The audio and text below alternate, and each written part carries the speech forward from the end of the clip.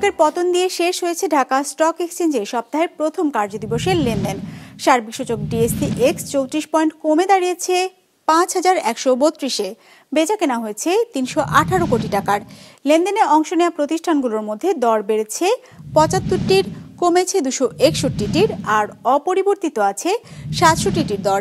এবার বাজার নিয়ে বিশ্লেষণ শুনবো ব্র্যাকেপিএল স্টক ব্রোকারেজের।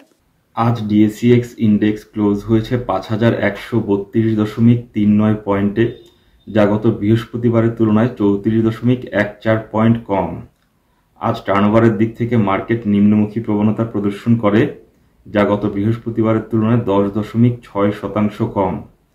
এদিকে অধিকাংশ লার্জ ক্যাপ সেক্টরে আজ নেগেটিভ পারফরমেন্স দেখা গিয়েছে, যেখানে সবচেয়ে খারাপ পারফর্ম করেছে এনবিএফআই, ফলোড বাই ফার্মাসিউটিক্যাল এবং টেলিকমিউনিকেশন সেক্টর।